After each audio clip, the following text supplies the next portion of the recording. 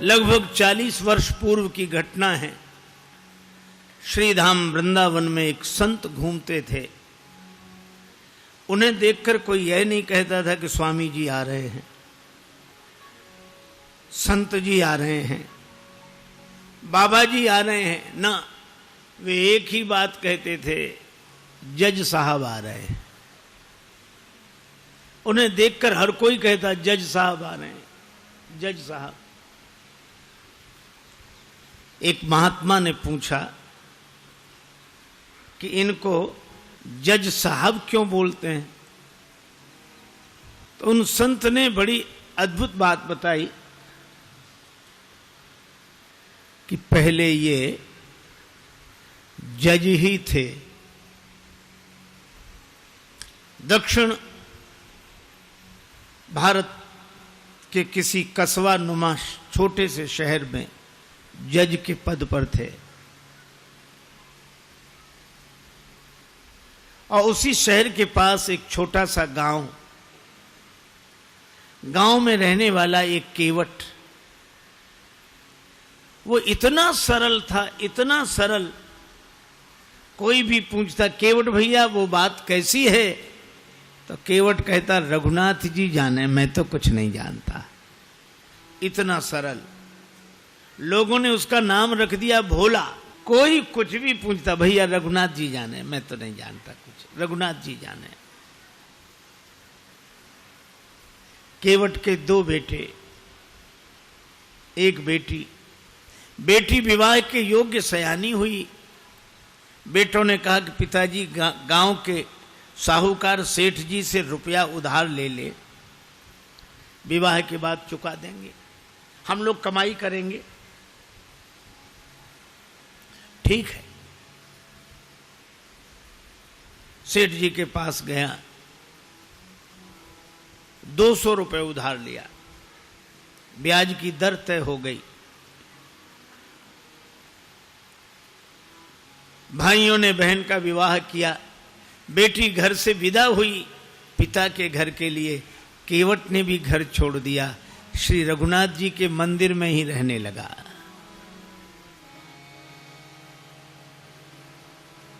बस उसको तो रघुनाथ जी ही सब कुछ। जाऊं कहां तजी चरण तुम्हारे, जाऊं कहां तजी चरण तुम्हारे, जाऊं कहां तजी चरण तुम्हारे, जाऊं कहां तजी चरण तुम्हारे। काको नाम पतित पावन जग, काको नाम पतित पावन जग, केही अति दीन प्यारे। ओ जाऊं कहां तजी चरण तुम्हारे, जाऊं कहां तज चरण तुम्हारे, जाऊं कहां तज चरण तुम्हारे। मंदिर में रहता, झाड़ू लगाता, रघुनाथ जी का दर्शन करता, आनंदित रहता। बेटों ने कमाई की, पैसा केवट को लाकर दिया, पिताजी जिनसे उधार लिया है वापस करें। केवट गया, सेठ जी को रुपया वापस दिया, ब्याज दिया। सेठ जी ने रसीद लिख ली, हिसाब किताब चुकता, पाई पाई से पैसा प्राप्त। केवट को दी रसीद, पढ़ो क्या लिखा है। केवट बोला मैं कुछ नहीं जानता, रघुनाथ जी जाने। सेठ के मन में पाप आ गया, ये रसीद हमें दे दो, ये कागज हमें दे दो। और दूसरे कागज पर कुछ ऐसे ही लिख कर दिया, पानी ले आओ। वो पानी लेने गया, कागज बदल दिया। केवट जो कागज लेकर आए उस पर ऐसे ही कुछ लिखा था। रघुनाथ जी के चरणों में रसीद समझ के कागज को रखा, फिर अपने कक्ष की अलमारी में रख दिया और प्रसन्न रहने लगा। सिर पर सीताराम फिकर फिर क्या करना, सिर पर सीताराम फिकर फिर क्या करना, क्या करना क्या करना, फिकर फिर क्या करना, क्या करना क्या करना, फिकर फिर क्या करना। सिर पर सीताराम फिकर फिर क्या करना, सिर पर सीताराम फिकर फिर क्या करना। तेरे बिगड़े बनेंगे काम फिकर फिर क्या करना, फिर बिगड़े बनेंगे काम फिकर फिर क्या करना। पितु रघुवर श्री जानकी मैया, पितु रघुवर श्री जानकी मैया, फिर क्यों परेशान हो भैया, फिर क्यों परेशान हो भैया। कटेंगे कष्ट तमाम फिकर फिर क्या करना, तेरे कटेंगे कष्ट तमाम फिकर फिर क्या करना। सिर पर सीताराम फिकर फिर क्या करना, सिर पर सीताराम फिकर फिर क्या करना। इसी भाव में रहता केवट ने भगवान के भरोसे सब छोड़ दिया था और सेठ जी ने केवट के विरुद्ध मुकदमा कर दिया और मुकदमा इन्हीं जज साहब की अदालत में आया, इन्हीं जज साहब के।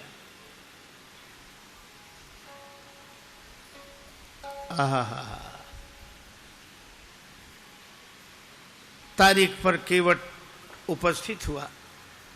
जज साहब ने कहा, केवट तुमने सेठ जी से रुपया उधार लिया था? हाँ हुजूर, लिया था।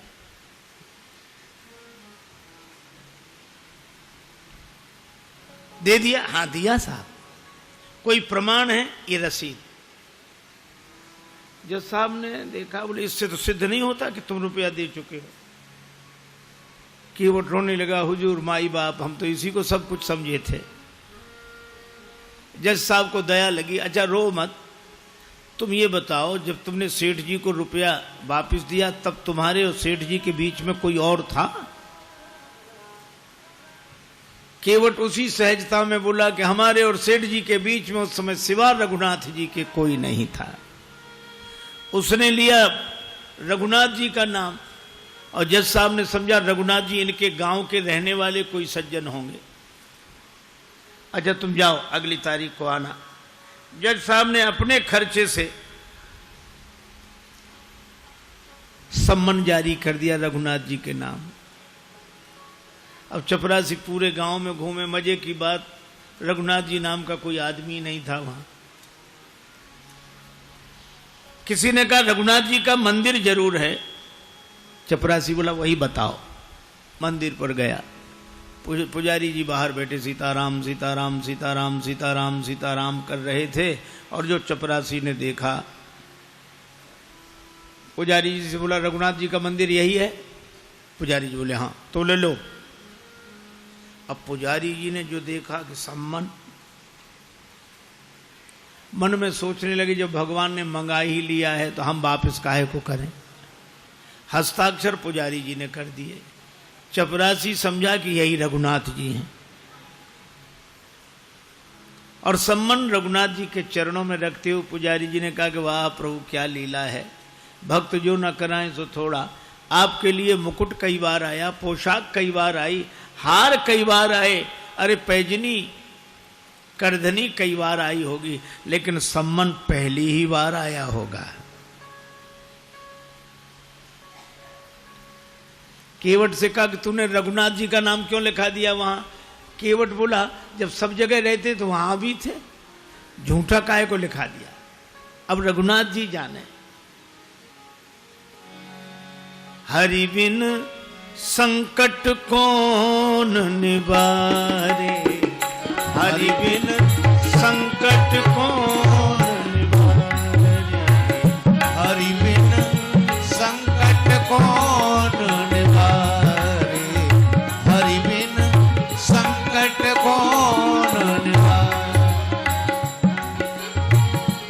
साधनहीन मलिन दीन में जाऊं कहीं के द्वारे या अनाथ की लाज आज रघुनाथ जी हाथ तुम्हारे रघुनाथ जी हाथ तुम्हारे हरि बिन संकट कौन निवारे।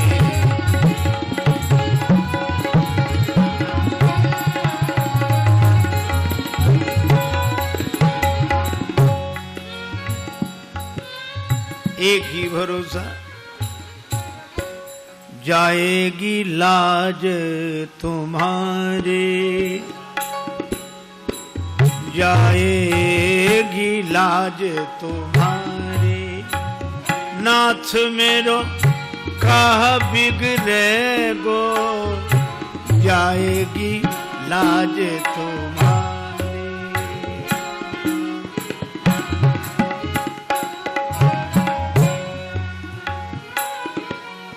दीन दयालु सुने जब ते तब ते मन में कछु ऐसी बसी है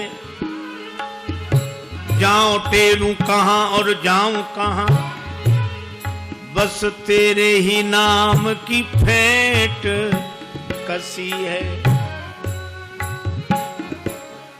तेरो ही आसरो एक मलूक नहीं प्रभु सो कोई और जसी है ए हो मुरारी पुकारी कहो अब मेरी हंसी नहीं तेरी हंसी है मेरी हंसी नहीं तेरी हंसी है जाएगी लाज तुम्हारी नाथ मेरो का बिगड़े गो जाएगी लाज तुम्हारी।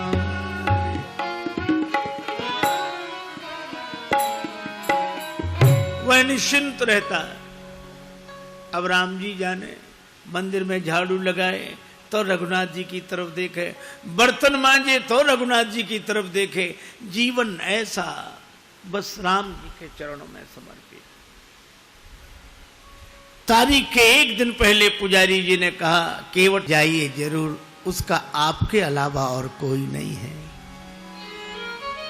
कहा जाए इनकी बैठक में रखा हुआ रजिस्टर मंगाया जाए उस रजिस्टर में वो रसीद अब तक सुरक्षित है। सर्वांतरयामी भगवान से क्या छिप सकता था। चपरासी को भेजा गया रजिस्टर मंगाया गया और रसीद मिल गई।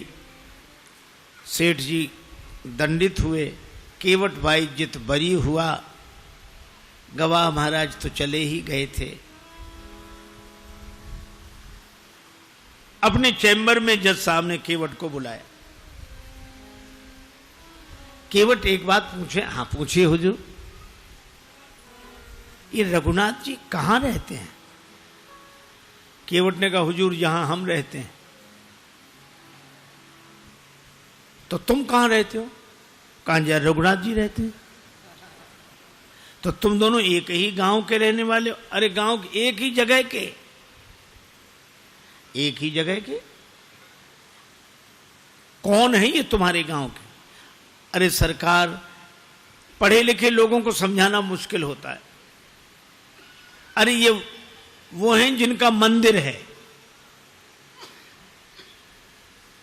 मंदिर के पुजारी तो लग नहीं रहे थे और मंदिर इन्होंने बनवाया हो ऐसी हैसियत नहीं दिख रही थी।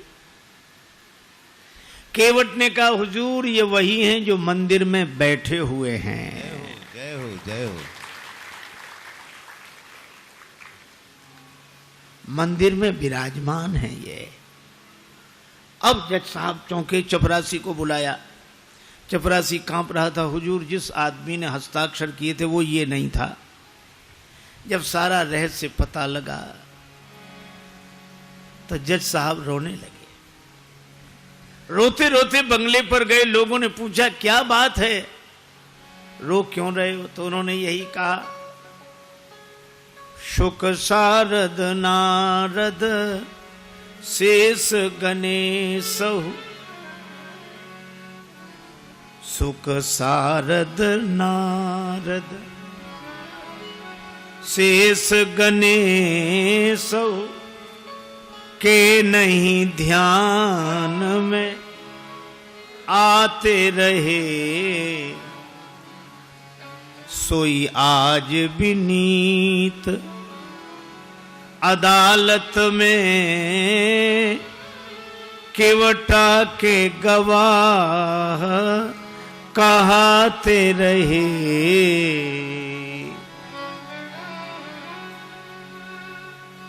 जो शुक सनकादिक के ध्यान में नहीं आए, वे भगवान आज केवट की गवाही देते रहे। तो किसी ने कहा कि आप रोते क्यों हैं, खुश होना चाहिए। और गए तो दुख क्या, वे तो जाते ही। सुख धोखे उदर्श दिए को भयो, दुख नाहिन जो तज जाते रहे। दुख तो केवल एक बात का है, बड़ी बेअदबी हो गई आज उनके विरुद्ध। कुर्सी पे बना, कुर्सी पे बना जज बैठा रहा, जगदीश खड़े समझाते रहे। कुर्सी पे, मैं कुर्सी पर जज बना बैठा रहा, और जिनकी अदालत में एक दिन सबको उपस्थित होना पड़ेगा, वे भगवान खड़े खड़े गवाही देते रहे। ऐसा भाव भरा रोते रहे, पद से इस्तीफा दे दिया, साधु बनकर वृंदावन आ गए। वृंदावन आकर भी भगवान के मंदिर के अंदर नहीं जाते थे, सड़क पर बाहर से ही धूल माथे पर चढ़ा लेते। क्यों? यही सोचते थे, आ तो गया हूं मगर जानता हूं तेरे दर पे आने के काबिल नहीं हूं। आ तो गया हूं मगर जानता हूं तेरे दर पे आने के काबिल नहीं हूं। आ तो गया हूं मगर जानता हूं तेरे दर पे आने के काबिल नहीं हूं। तेरी मेहरबानी कहे बोझ इतना जिसे मैं उठाने के काबिल नहीं हूं। तेरी मेहरबानी कहे बोझ इतना जिसे मैं उठाने के काबिल नहीं हूं। आ तो गया हूं मगर जानता जमाने की चाहत ने मुझको भुलाया, तेरा नाम मेरी जबां पे न आया। खतावार हूं मैं, गुनाहगार हूं मैं। खतावार हूं मैं, गुनाहगार हूं मैं। तुझे मुंह दिखाने के काबिल नहीं हूं। तुझे मुंह दिखाने के काबिल नहीं हूं। आ तो गया हूं मगर जानता हूं तेरी माना की दाता हूं तुम कुल जहां के, मगर कैसे दामन में फैलाऊं आके। जो अब तक दिया है वही जय हो। कम नहीं है। जो अब तक दिया है वही कम नहीं है। कर्जा चुकाने के काबिल नहीं हूँ, ये कर्जा चुकाने के काबिल नहीं हूँ। आ तो गया हूँ मगर जानता हूँ, आ तो गया हूँ मगर जानता हूँ। 40 वर्ष पहले तक ब्रज वीथियों में उनका दर्शन होता था। ये सत्य घटना है, इस युग की घटना है।